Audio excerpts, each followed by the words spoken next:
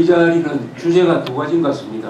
반헌법적이고 반국가적인 6.15 폐기를 촉구하는 것이고, 또 하나는 방금 우리 최종봉 전 감사원장이 이야기했던 대로 이 저축은행 비리 척결, 부패 척결, 두 가지가 제일 큰 이슈라고 생각을 합니다.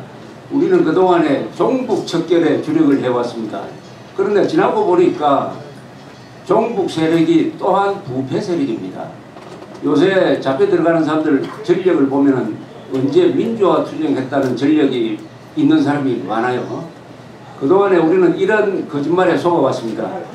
민주투사를 하면은 깨끗한 사람이다. 민주투사가 깨끗하지 않다는 것은 김대중과 노무현이 실증해 주지 않습니까?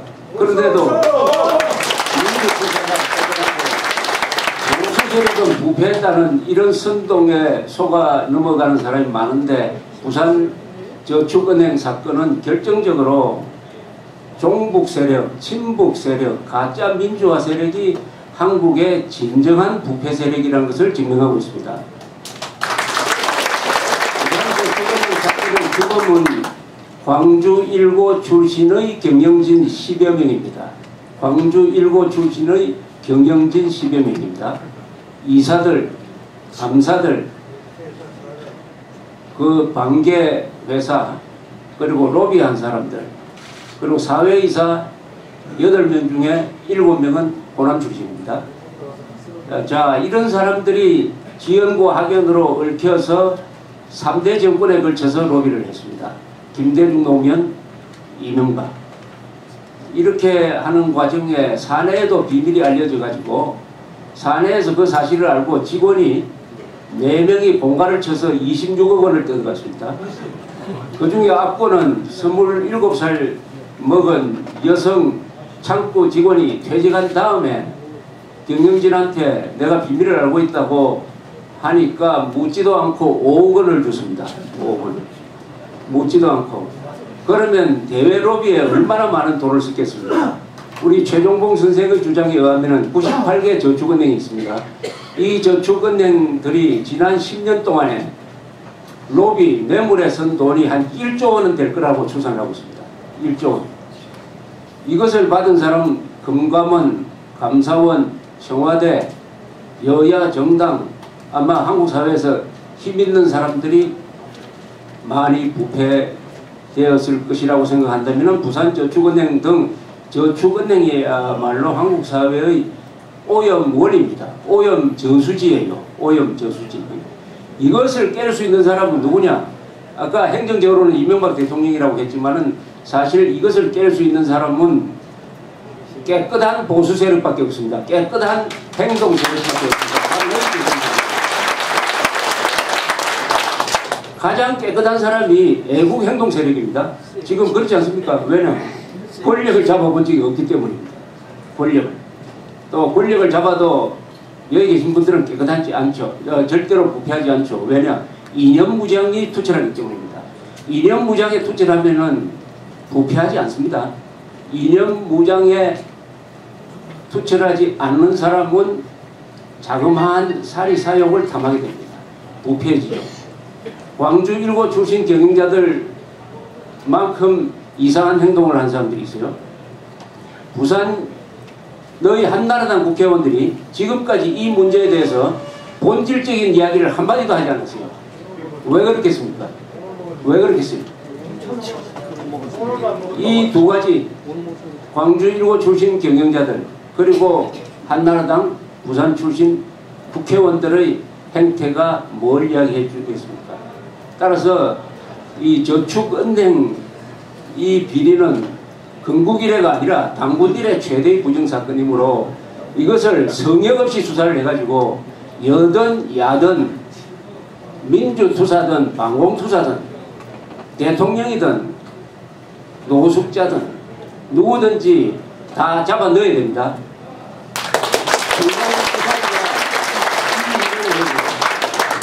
그 일을 하려고 하니까 여야가 폐지 합의를 했습니다. 다행히 들고 일어나니까 여당이 발을 뺐는데 야당은 아직도 폐지 주장을 하고 있어요. 그게 또 뭘 의미하겠습니까? 뭘 의미하겠습니까? 그리고 아까 우리 최종봉 선생이 금융용어로서 이야기한 말의 핵심은 바로 이겁니다. 이명박 정부가 출범하자마자 이것을 정리했으면은 부패 문제를 해결을 하고 노무현 김대중 정권의 부패 구조를 드러낼 수가 있었어요. 그걸 하지 않고 하는 사이에 같이 엮여들었습니다. 어떤 식으로 엮여들었냐. 2008년에 저축은행이 부실해지니까 5조 원을, 그것도 자산관리공사가 5조 원을 투입을 해가지고 부실 채권을 인수를 해줬어요. 인수를 해줬습니다. 이것은 자산관리공사가 할 일이 아니고 예금보험공사가, 회사가 부도가 났을 때 해야 되는 것입니다. 부도가 나기 전에 바로 그 도둑놈들한테 5조 원을 이명박 정부가 자산관리공사를 앞세워가서 사실상 위협적으로 돈을 줬어요. 그런데 그 먹은 회사들이 다시 망해버렸습니다. 또 5조를 더 넣으려고 해요. 지금 자산관리공사는 회사가 망한 다음에 들어가야지, 회사가 망하지 않는데 들어갈 수 있는 법적 권한이 없어요. 그건 예금보험공사가 해야 될 일입니다.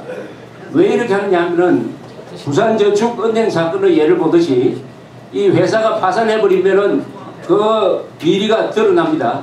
그래서 많은 사람이 잡혀 들어가요. 또 다른 은행이 파산해서 폭로가 되면은 많은 공무원들이 잡혀 들어갈 것이다. 덮기 위해서는 자산관리공사에 돈을 집어넣자. 자산관리공사의 돈이 여러분 돈입니다. 이런 음모를 꾸미고 있다는 지금 폭로를 한 것입니다.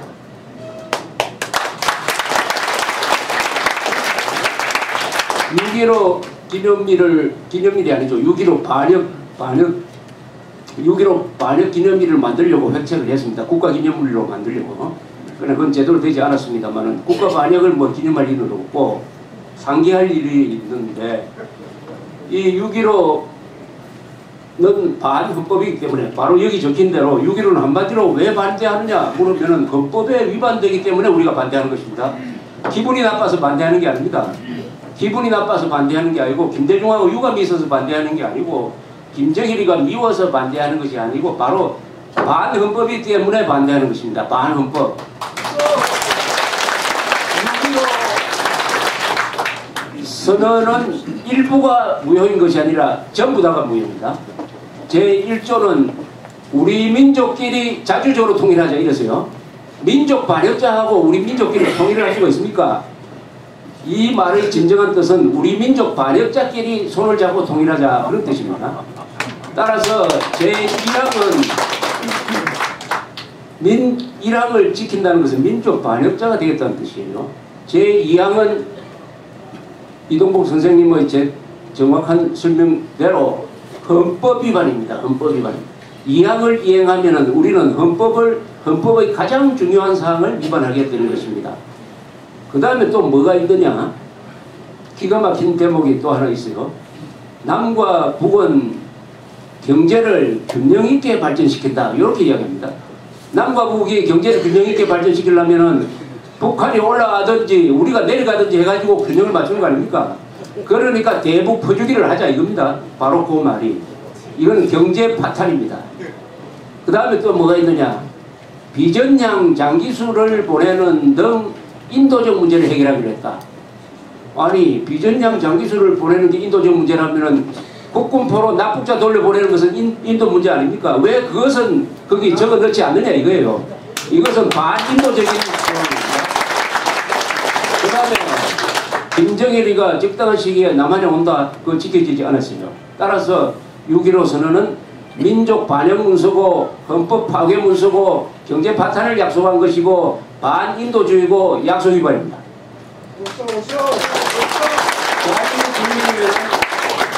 6.15 선언을 지킨다고 하면은 헌법 파괴자가 되겠다, 민족 반역자가 되겠다는 뜻이에요. 그런데 놀랍게도 아까 우리 사회자께서 설명했던 대로 297명의, 요새 줄었습니다만 국회의원 수가 줄었어요. 297명을 상대로 조사를 했더니, 그것도 여러 번 팩스를 보내고 했더니 한나라당 국회의원 중에서 대답을 한 사람이 3사람밖에 없다. 3사람밖에 없다. 나머지는 뭐냐? 나머지는 뭐냐? 대답하기 곤란하다는 거죠. 대답하기 곤란하다. 즉 나머지는 6.15 선언을 적극적으로 반대할 의사가 없다는 겁니다. 적극적으로 반대할 의사가 없다는 것은 사실상 동조한다는 뜻이에요. 헌법 파괴에 동조하고 민족 반역자가 되는 길에 동조하겠다는 것입니다. 이게 한나라당의 자화상입니다. 이 한나라당을 어떻게 할 거냐? 어떻게 해야 되겠습니까? 이 한나라당을 어떻게 할 것이냐? 한나라당의 왜 오늘날 저런 모습이 됐느냐에 대해서 간략하게 설명을 드리면은 모든 비극은 이명박 대통령의 취임사에서 비롯됐습니다. 이명박 대통령이 뭐라고 했느냐? 이념의 시대는 지났다. 이념은 낡았다. 이렇게 이야기했습니다. 대한민국의 이념은 뭡니까? 헌법입니다. 헌법이 낡았고 헌법의 시대가 지났습니까? 대한민국의 이념은 무엇입니까? 자유민주주의, 반공자유민주주의와 시장경제입니다. 그게 낡았습니까? 버려야 합니까? 그것이 낡았습니까? 버려야 합니까? 여기서부터 이명박 대통령은 뭘 버렸느냐? 우리는 지금 두 가지 전쟁을 하고 있습니다. 하나는 휴전선을 두고 무장 전쟁을 하고 있어요. 두 번째는 이념 전쟁을 하고 있어요. 이념 전쟁의 무기는 이념입니다.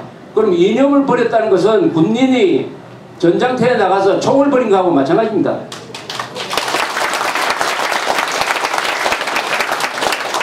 총사령관이 총을 버리라는 명령을 했어요. 그래서 한나라당이 뭘 했습니까? 좌익한테 투항했습니다. 좌익한테 영합을 했어요. 이념을 버렸으니까. 그런데 우리가 이명박과 한나라당을 정권을 준 이유는 뭐냐? 그것도 530만 표 차 압도적인 차이. 그것도 부족해가지고 총선에서도 압도적으로 한나라당과 신박연대와 이회창 당을 밀어가지고 거의 3분의 2 의석이 되도록 했습니다. 그때는 지방 권력은 한나라당이 90%를 장악하고 있었어요. 지방 권력, 중앙행정권, 그 다음에 국회까지 완벽하게 장악했습니다. 뭘 하려고 했습니까? 경제살이라고 한 겁니까 우리가?